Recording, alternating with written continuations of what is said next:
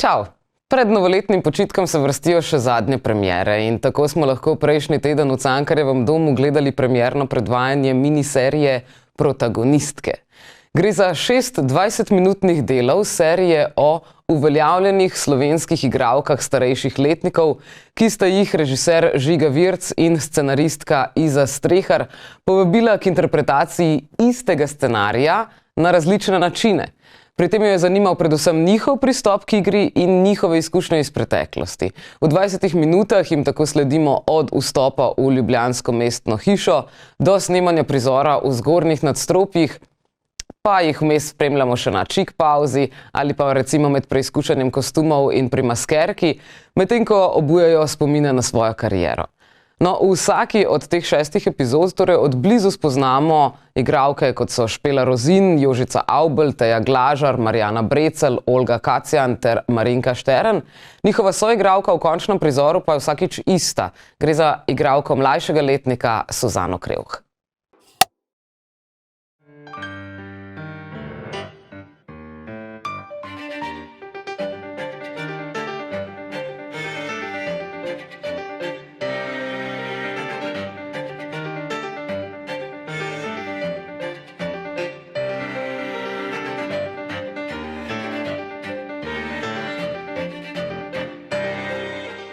Ljudje ne vejo, kaj potrebujejo. Človek včasih ne ve, da nekaj potrebuje. Včasih človek ne ve, kaj rabi. Dokler mu tega kdo drug ne prinese. Dokler mu nekdo drug tega ne prinese.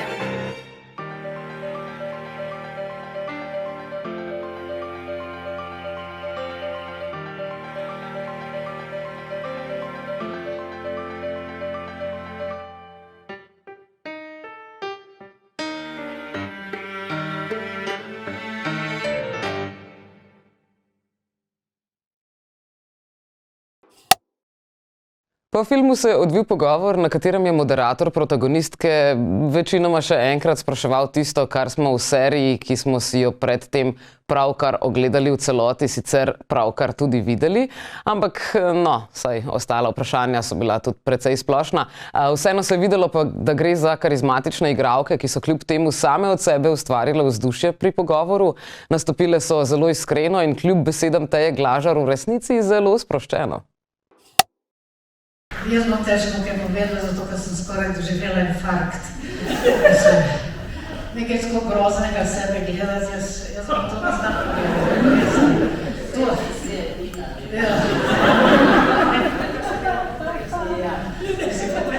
To je res. Ne, pa sem pojedla tableto prej. Da ne bi videli, kako se tresam. Ne, jaz sem globoko upala, prosim živa, ampak jaz sem upala, da me boš zrezal, da me boš črk, da mene ne bo not, ker nekaj tako katastrofalnega, kot sem tisto odglumila. Skratka, jaz sem zdaj več. Kako vesela, no, dejno dnešno. Kako vesela. Vesela. Zgleda, da sem že oglušila. Torej, če smem še jaz vskočiti vmes. Ne sem pa se stara, pa da ne vidim za Zgleda pa, da Teja Glažar ni bila edina, ki o projektu ni kaj veliko vedela, še tudi v trenutku, ko je v četrtek vstopila v Linhartovo dvorano. Skrajno skrivnostno, ker namreč jaz nisem imela pojma, ampak res nisem vedela, kaj je to, kakšen projekt je to, kaj bo to, kako bo to, in sem danes skupaj očitno z večino tukaj prvič si ogledala ta naš izdelek. In ne vem, vtisi so še zelo mešani, morajo mečkim počivati, ampak ja, mislim pa, da je ena fajn zgodba enih, oprostite kolegice, ostarelih dam, ki smo na vse zadnje dale kar nekaj skozi na deskah in pred kamerami. Med 6 deli pa je verjetno najbolj od vseh izstopal del z Olgo Kacjan, ki je na filmski set, ki so ga v pogovoru z igralkami sestavljali sproti, čez dan, prišla kar s klovnovskim nosom. Zakaj? Na žalost, Žiga tu kar nepričakovano. Pa smo potem nekako, kako bi rekla, kje si? Nekako smo pa razložili vse tisto, kar se mene tiče Pepeta, ne? In kar je nekako se žiga fino, elegantno izognil, je pravzaprav v zvezi s tem, da Pepe bo šele naslednje leto se upisal v 1. razred. Tako da ni bilo pretežko. Olgina ljubezen do klovnov pa se ni začela s to serijo. Že kar nekaj let nazaj smo delali predstavo, ki je bil naslov Klovni, ali Šola za klovne, režiral je Edward Miller. In pravzaprav mi je na tej predstavi bilo hkrati mi je bilo tako manjljivo in hkrati mi je bilo zelo težko, ker so pravzaprav, ker ta Pepe še vedno, zdaj, ko sem stara že 72, to je moj otročiček, čeprav bom jaz bila odrasla otroka, pa dva vnuka. Ampak Pepe je še vedno, da ne bo fraza, ta mali otročiček v meni, ki ga negujem in počujem. Vsako delo je sicer razkril kakšno podrobnost o igralkah, ki so večinoma obiskovale Akademijo za gledališče, radio, film in televizijo, ampak ne vse. Teja Glažar pa je recimo tam pravzaprav pristala po pomoti oziroma zaradi statusa, zato ker ji mama ni pustila, da se vpiše na Akademijo za likovno umetnost, ni pa točno vedela, kje naj nadaljuje šolanje. Nimam pojma, še zdaj nimam pojma pravzaprav, kako je to vse skupaj bilo, pa če res po golem slučaju, res. Zveni po tem, kar ste povedali, da ste se noro zabavali tam, no? Ja, no, seveda, zato ker to je bilo pač obdobje, ki si šel od hiše, ki si prišel pač v širni svet, ta študentarija, to je bilo vse zabavno, mislim. In jaz sem da, meni je bilo to vse novo, ne? Tako, in smo res uživali, kar se tega tiče, in prijateljstvu in vsem tem, ampak tako, Akademija je bila postranskega. Stranska stvar. Ampak do 3. letnika, v 3. letniku? V 3. letniku pa je postalo zanimivo, ja, mislim, ne vem, zato ker pač smo začeli delati te resnejše komade in takrat me je začelo res zanimati in igrala sem takrat z Racem pokojnim in z Valičem Daretom in je bila taka luštna ekipa in Juri Solček, ki se je učil režirati takrat. In mi smo vadili posebej, ne, tako zvečer, po noči smo vadili in takrat mi je postalo zanimivo, resno. Čeprav ne čisto.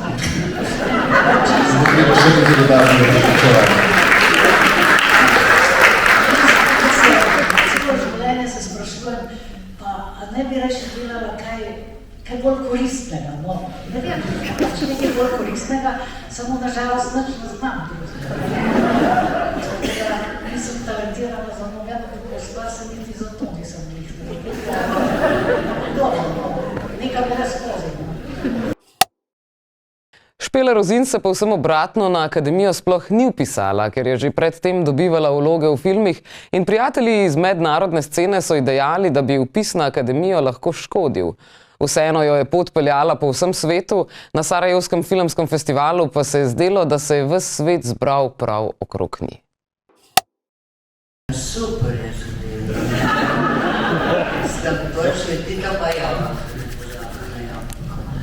Potem je bilo en kup tujih igralcev, naših igralcev in smo imeli tam sprejem, ne vem, v eni dvorani, v Zadskateri, ali kje. In je bilo tako zelo fajn. Fajn. In tako je bil zelo rad film in takrat se je tudi veliko snemal, dal. Veliki budžeti so bili tudi za film, honorari so bili fantastični, vam moram povedati. Ja.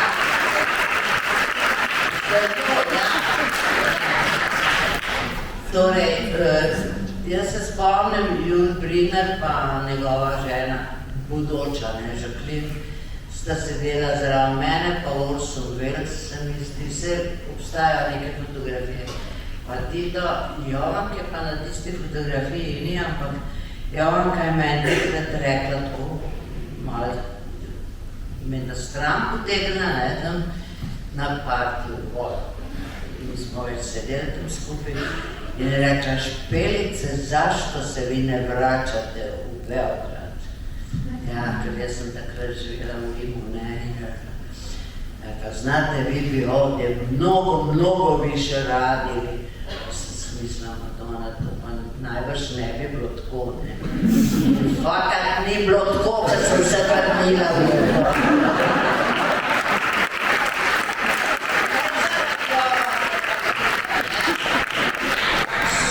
Se vrne, glej, leta, kjer leto je Hladnik delal film 61, se mi zdi, ne, do 2009 nisem igrala v slovenskem filmu.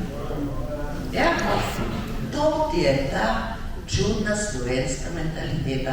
Marjana je prav povedala, na Balkanu, to mi smo tudi na Balkanu, pa bolj južno, ne, ali kako rečejo, vzhodni Balkan, zdaj reče, se ne vem reči.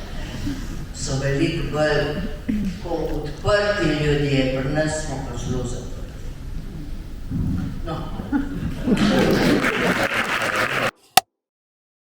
Medtem ko se je Špela Rozin gibala med zvezdami komercialnih filmov, pa je Marinka Štern večino svoje kariere preživela na odrih alternativnih gledališč.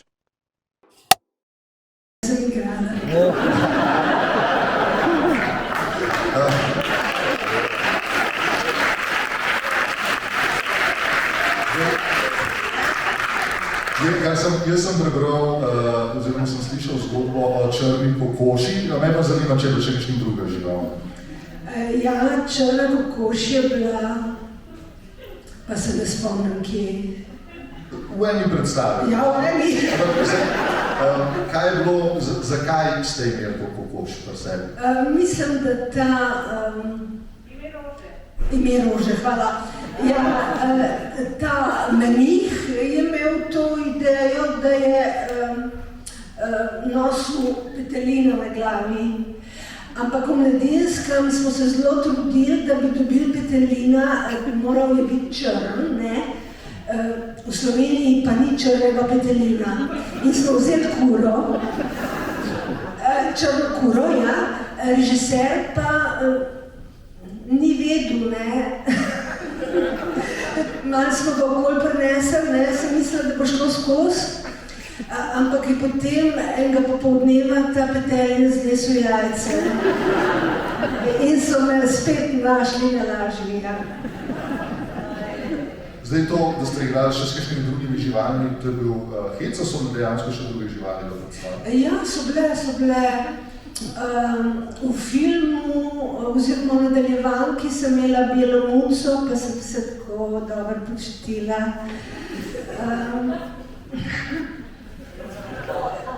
Ne, koza je pa imel ravno hrib, s kozo nisva bile skupaj. Sicer pa, samo da se ve. Ni podobnega projekta, pa kaj govorite? To je enkraten projekt. Zdaj pa pristopimo še v svet animiranega filma. Na 21. mednarodnem festivalu animiranega filma Animateka se je v sklopu strokovnega programa Animateka Pro oglasil Adam Felsegi, producent pri dinamični filmski produkcijski hiši ULAB, ki deluje v okviru priznanega madžarskega kolektiva Umbrella Collective. ULAB pa je v bistvu specializiran za odkrivanje, razvoj, produkcijo in koprodukcijo najrazličnejših, tako animiranih kot tudi igranih in tudi dokumentarnih filmov, ki zajemajo tako kratke kot celovečerne formate. No, tokrat je govoril o filmu Indigo Modra, Pelican Blue, ki je bil predvajan na letošnji Animateki, premiero pa je doživel na filmskem festivalu Black Nights v Talinu in je bil uvrščen v širši izbor za Evropsko filmsko nagrado v kategoriji dokumentarnih filmov. Poglejmo napovednik za ta dokumentarno animirani film o ljudeh, ki so na Madžarskem ponarejali vozovnice za vlak. Nekem a saját anyám azt tanított, hogy más embertől lopni bűncselekmény, az államtól dicsőség.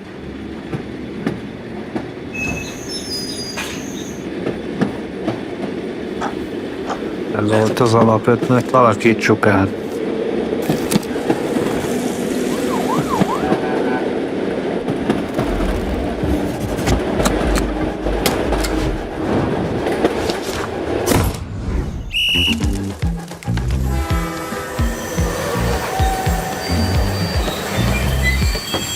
Megnyíltak a határok, és mindenki menni akart. Mert mindenütt jó, csak otthon nem annyira. Egész egyszerűen nem fér bele a költségvetésbe, hogy jegyet vegyünk. Nem az volt, hogy ültünk, és azon gondolkoztunk, bűnözni kell, mert abba van a pénz. Nem, mi csak utazni akartunk.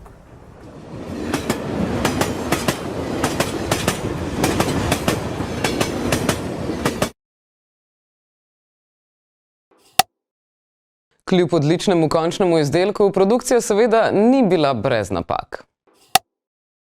We had some issues. First of all, COVID came in 2020. After that, we had a very good taxation form in Hungary, which was shut down, I think in late 2021 or early 22. After that, the war situation came and we had massive inflation. So, anyhow, and we had a really limited budget because I wanted to say that this incubator program is very good for first-time filmmakers, but the budget is very low. So it's below €500,000. And for animation films, it's very tricky. It's very hard to produce an animation film with the budget so tight. And actually, animation projects were included only 3 times in this program. The first animation film left this program and they made a co-prod with Slovakia. And involved different fundings, and the second film which won this subsidy actually has never been made. So we were the only film, and after that they shut down this program. I mean, shut down it for animations. Skupen proračun filma je bil okoli 400,000 evrov. A lot of the work was done by the director himself. So, for example, there are some parts where we played with different genres or different types of animation. And, for example, there's this trial scene in which we use paper cut animation because we wanted to resemble those illustrations in the US newspapers for the trials, for the courtroom trials. And that part of the film is a paper cut animation, and that was done by the director himself. The director drew, I would say, 80% of the backgrounds. He designed all the characters that are not the main protagonists or not very important or main characters. Yeah, and so he was very, very busy with this film for 6 years. He also drew the animatic himself, and yeah, that's how we could make it. But it wasn't easy. It wasn't easy at all. And actually, my part was rather in building up a kind of dramaturgy or a kind of story which had enough twists and which was a little bit building up like a fiction feature would.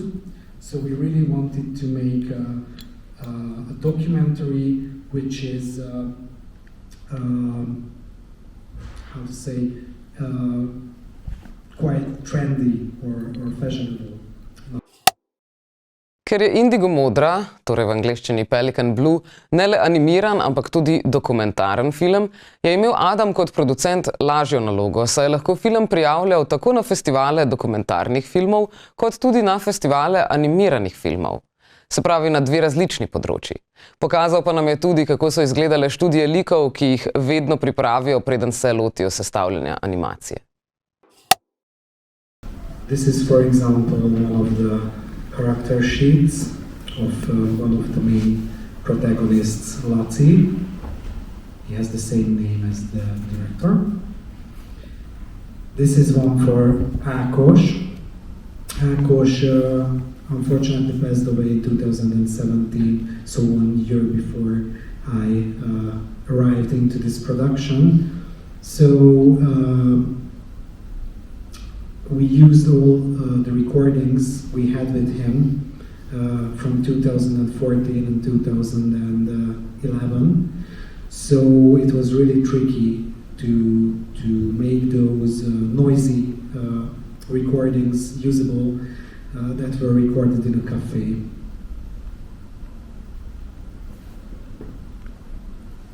This is Ákos again, without coloring. These are the different characters of the film.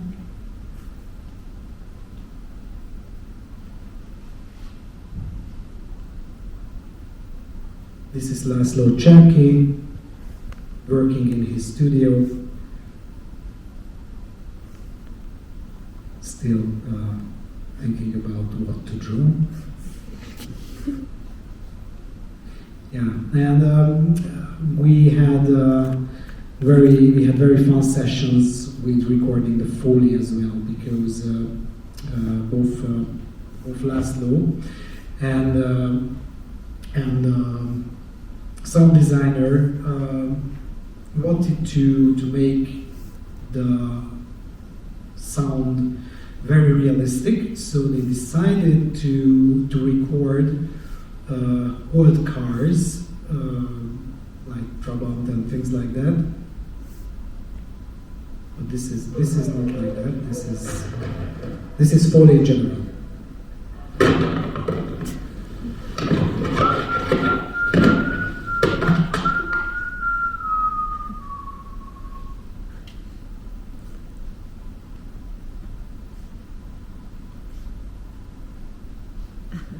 This is a nice one.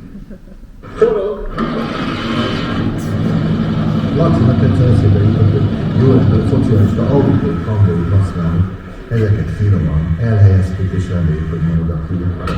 Akinek erre füle van, az majd rá tud ismerni ezekre a régi hangokra.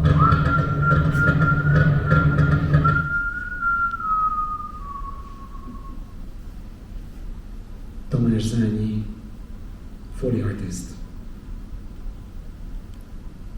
This is how the music was made.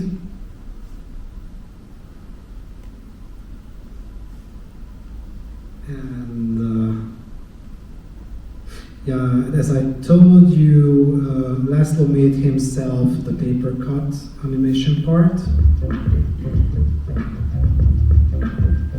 Én azt gondolom, hogy kipróbáltam minden szinten azokat a filmnyelvi és animációs technikai megoldásokat, amik a leginkább humorossá teszik és legjobban elmesélik a Kék Pelikán történetét. Maybe I haven't told you where the title comes from. So the title Pelican Blue. Pelican is a carbon paper, so indigo paper. And that's what you could see in this little clip, and he actually used that carbon paper to make some animation that you can see in the film. Kako pa je sploh prišlo do razkritja prevare, da so lahko danes, leta po tem, ko se je odvijala, o njej naredili ta film? I really like this sequence because it was my idea. I told Laszlo to make a horror sequence, because there's this French ticket inspector which the Hungarian travelers and train ticket forgers called the Clown because he looked very funny. And this guy somehow just knew which ticket was fake. So a lot of people were busted because of him. So that's why I had this idea that this guy should get a horror sequence. He did. And it's black and white. This is the shooting of the 8mm footages. That's one you could already see in the animatic chess figures representing some of the members of the Socialist Party. So people who applause for János Kádár, first secretary before the fall of the communism. And I'm pretty sure you know this little guy.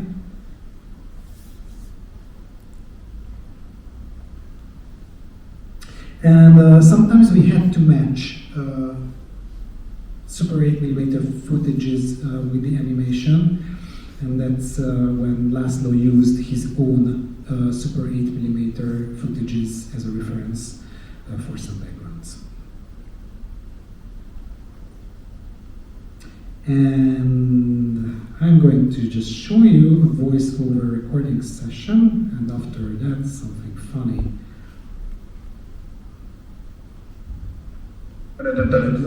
Jelenlévő Verkis Talkatjutő. Tehát a Kádár János hangját fogom utánozni Kálmánczei Zoltán mondjuk személyesen. 2023. június, ha jól emlékszem, június 2-át írunk. A Kék Pelikány című oktató rajzfilmben majd az én hangom fog szerepelni. Bízunk benne, nem hangja ki ezt is.